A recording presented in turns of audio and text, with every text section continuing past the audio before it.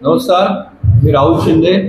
आज press conference घेण्याचं कारण म्हणजे आपल्या सर्वांना माहिती आहे की कालपासून एक व्हिडिओ व्हायरल होतोय, त्याच्यामध्ये ऐरोलीचे कंटेनर बाबा हे आपले नवी मुंबईचे भाग्यविधाते आणि लोकनेते गणेशजी नाईक साहेबांबद्दल काय काय उद्गार काढतायत। आम्हाला त्यांना प्रत्युत्तर द्यायची तर गरज नव्हती, पण एक मर्यादा असते राजकारणात, ती त्यांनी खालच्या पातळीवर आणली, त्यामुळे आम्हाला ही पलटवार त्यांच्याकडे करायला लागतोय।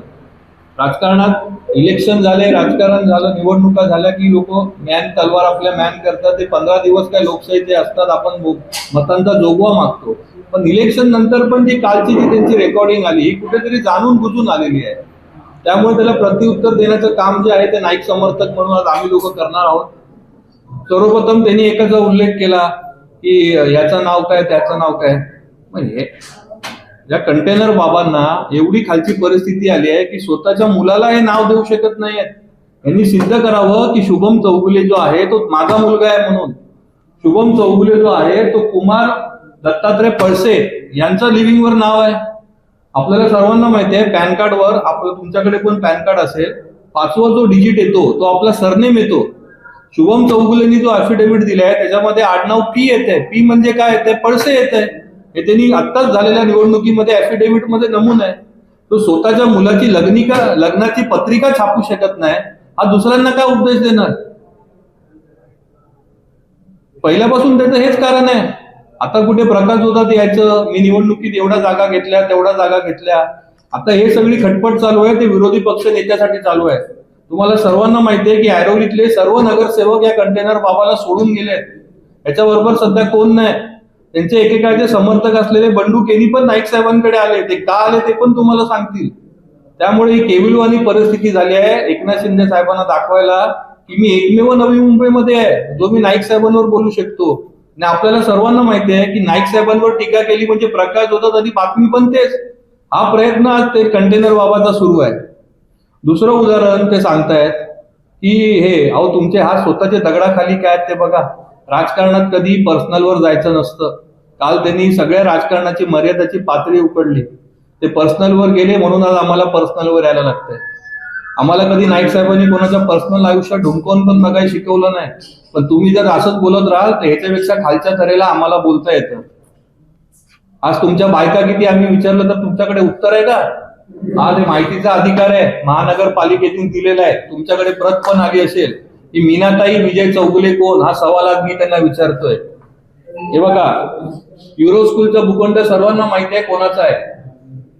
हा मीनाताई विजय चौगुले रहिवासी मंडळच्या नावाने काढलेला आहे। आता ही मीनाताई विजय चौगुले कोण हे त्यांनी सिद्ध करावं।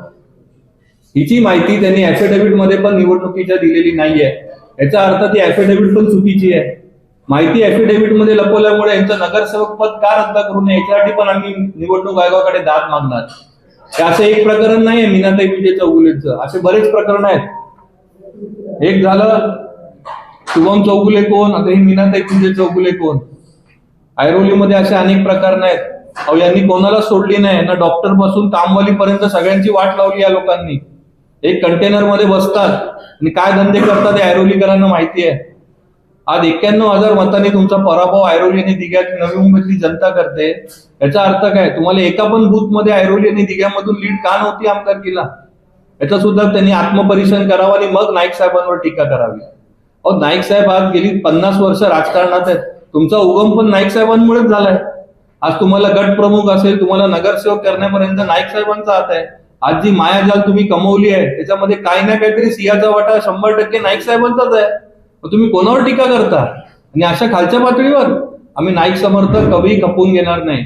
हा तर ट्रेलर आहे, अजून जर बोललात तर याच्यापेक्षा अजून पुरावे आहेत सहनिशा समोर आणून मीडिया समोर। त्यामुळे कंटेनर बाबांनी आपली जुबान शिंदे साहेबांना पण विनंती आहे, पर्सनलवर जर असंच बोलायला लागले तर याच्यापेक्षा तीव्र शब्दात आम्ही तुमची इज्जत काढू। नमस्कार, मी बंडू केनी। जेवढे आता गेल्या आठवड्यात तेव्हा शेवटच्या निवडणुकीच्या आदल्या दिवशी येऊन दिवा गावात एक त्यानं घोषणा करावी लागली, काय तर जे मंदिर अपूर्ण आहे दिवा गावातील विठ्ठल मंदिर, त्या मंदिराचा खर्च 1.5 ते 2 कोटी येणार आहे। तो खर्च मुलासाठी त्यांनी पूर्ण करण्याचा 1.5 ते 2 कोटी खर्च करण्याचा आश्वासन दिलंय दिवा गावाला। हे एवढं मोठं आश्वासन 1.5 ते 2 कोटीचं आश्वासन देऊन जातात एका रात्री शेवटच्या रात्रीत म्हणजे यांची परिस्थिती काय करून ठेवलेली बघा. अजून आपल्याला जर मला 8 ते 10 दिवस मिळायला पाहिजे होते की बंडूदादा काय आहे आणि तुम्ही कोण आहे. आम्ही काय कोणाला हे करत नाही, पण जर आम्ही आमच्या नाईक साहेबावर कोणी काय असं चिकलफेक केली तर आम्ही जशास तशी उत्तर द्यायला तयार आहोत. लेटेस्ट अपडेट्स और ताजा तरीन खबरों के लिए टीवी1 इंडिया लाइव को सब्सक्राइब कीजिए और नोटिफिकेशन पाने के लिए बेल आइकॉन को दबाना मत भूलिए.